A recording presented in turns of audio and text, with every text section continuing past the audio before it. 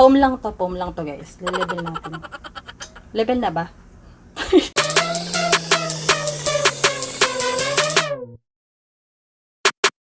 Good day everyone and welcome back to my channel! Sa mga hindi pa po nakakakilala sa akin, I am Joyang po.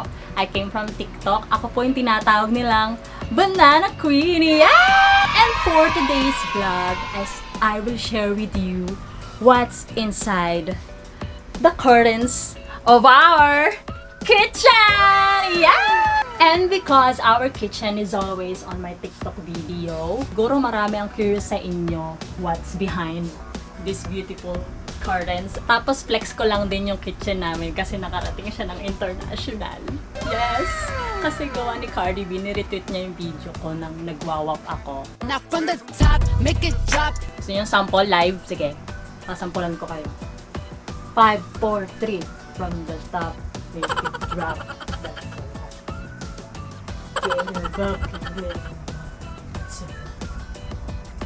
Looking wap, wap, wap.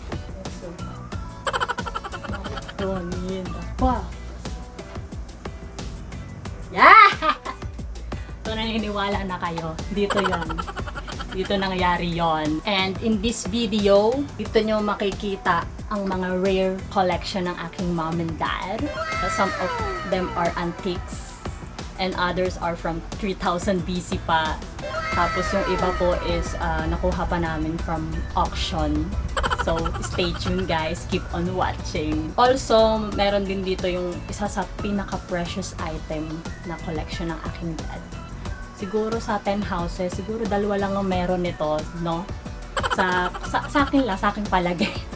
But before we start, please make sure you hit like, click subscribe, and hit that notification bell. Also follow me on Facebook, Instagram, Twitter, and TikTok. So let's go!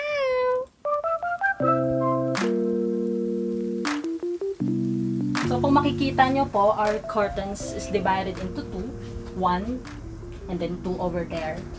So let's start muna sa first curtain. Ito, nakita nyo na to sa house tour ako na napakita ko na ng konti.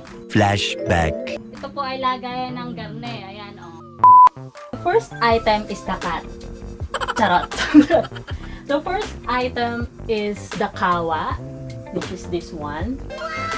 This kawa is used for many occasions like birthdays, Christmas party, mga piyesta. Dito niluluto lahat ng mga pansit o yung mga puta-putahe, mga ganon. Right next to it is the infamous water jug. Yeah! Ito yung water jug na laging dinadala sa mga outing. So, yung mga walang pang-ambag sa outing, ito na yung mga tipid tips, no, para di kayo mag-ambag. Sagot nyo na ang water jug. Tubig lang ang laman, saka yelo. Ice na, meron na kayong ambag. Dahil kung walang water jug, walang tubig. And at the bottom of the water jug is this one. This is the one of the rare collection of my dad. This is the ancient stove back in 3000 BC. So nakuha pa niya to from a collector. Wow. Ito nagluluto ng yung matagal mga pakuluan like bulalo, mga ganon. Nilagang tao, charot. And then, siguro, ito yung mga common na rin to sa bahay. Meron din siguro kayo nito. This is one of the environment-friendly collection of my mom, which are the endless collection of jars. Yes! As you can see, there are many brands from many palaman and other stuff like coffee. Charot! Ayan, dyan lang sila. Maraming use ang mga recycled jars. Like this one. Papakita ko sa inyo. This one. This is a bagoong. Ayan. Nilagay din sa jar. O, diba? Meron din kami ditong ayan. The binurong mangga! Yeah! From Kinta! Yes! So yung mga kapitbahay, ng mga naglaglag nilang mangga, binigay nila sa amin. Ayan, binuro namin. Nilagay namin sa jar. Yeah! Meron pang isang use yung jar. Ito. This one. O, diba? Sa mga plantito-plantita. Ayan. Be an environmental friendly warrior, okay? Oh yeah, oh yeah. And then, below these jars is this collection of water. This water is from Madagascar. Ayan. Fresh from the forest of Madagascar. Charot! Then, ito yung iniipon namin for emergency purposes. Halimbawa, nawalan po ng tubig, ganan. So, meron pong panghugas ng plato and everything. Okay? And then, right next to it, these ones are special. Ito yung mga stones, pebbles, and corals from Manila Bay. Yeah, you heard it right. Huh? Hindi white sand ng Manila Bay? Yeah, today is white sand because it's Dolomite. Yeah! Shout out kay Dolomite Queen. Yeah! So these pebbles and stones, we got this from an auction. Dati kasi, kung hindi nyo nalalaman, Manila Bay is nung Pebbles era pa. So may mga collectors na nag-collect ng kanilang mga stones. So, nakita namin sa isang auction house. So nag-bid kami, tapos ayan. Meron na kaming mga ganan. These are rare items actually. Kami lang meron nito. Wow. Ayan. Kita nyo, oh. Iba-ibang shape. Ano pa ditong, oh. May mga names to eh. Nalimutan ko na lang yung mga names. And this coral is from Caribbean. Kami lang meron ito. These are from Caribbean Islands. Look at that. Isn't it beautiful? And these are Dolomite sands. Inside of it. Yan. Marami yan. 1, 2, and 3. Okay? We're down on our first current. Aray ko. Lubak na yung aming eh. Ang ganda na aming sahig, oh. But before we proceed to the next curtain, shout out muna sa GRAPHIKO clothing. Yeah! GRAPHIKO clothing. Design for all. Yeah!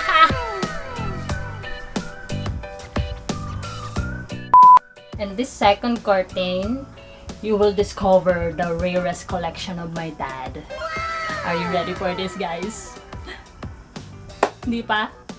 Nako, mag-ready na kayo. This is the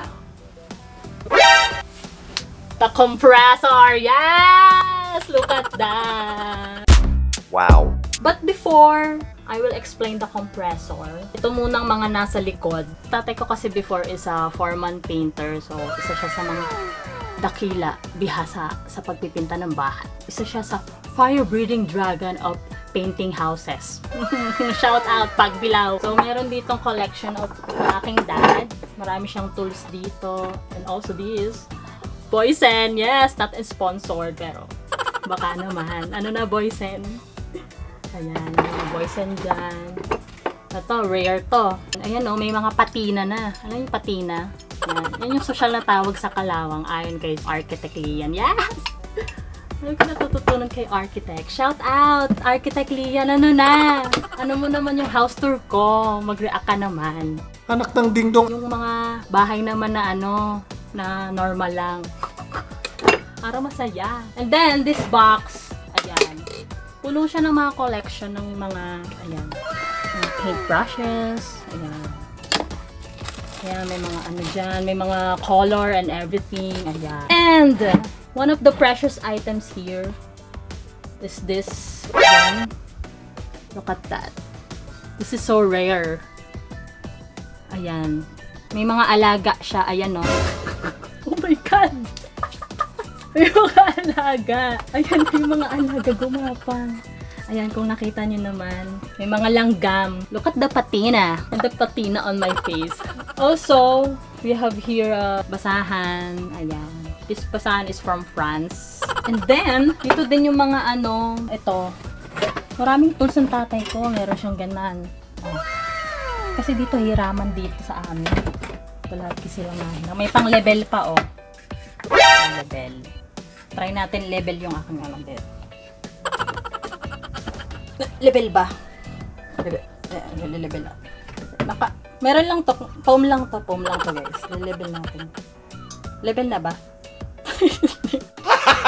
Gago! And then, at the end of the curtain is the precious and the most lovely collection, the tubalan. Yes, sa mga hindi nakakaalam pa anong tubalan, salitang Batangas yun, no? Salitang Batangas, which is what you call, mga marumihin. Mga marumihin. Then, let's go now with the collection of my dad, the precious item, the one and only, the compressor.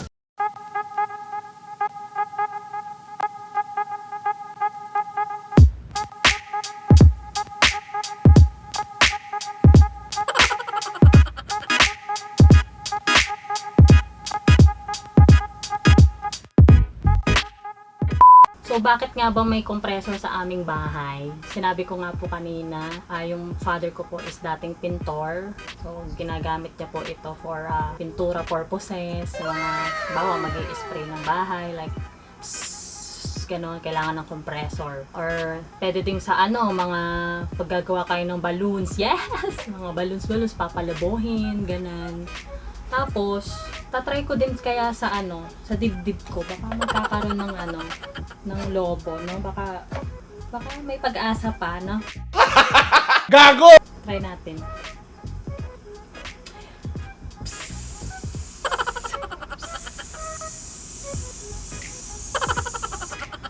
Ay, hindi pala nakasaksak. Ano gagana, no? Ayan, hindi nakasaksak. Pero anyways, ayan. Kita nyo naman. Yes! Comment kayo below kung mayroon din kayong compressor sa inyong bahay. Sige, comment kayo. Ayan. O, di ba? O. Napakagaling, o. Pwede rin ata ito pang-skates, no?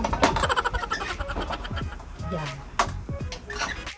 Thank you so much guys for watching. Dito na nagtatapos ang aking vlog ukol sa what's inside the curtains of our kitchen. Yes. Sa mga gusto pong mag-suggest ng mga content, comment lang po kayo below. See you guys. God bless po kayo. Stay safe.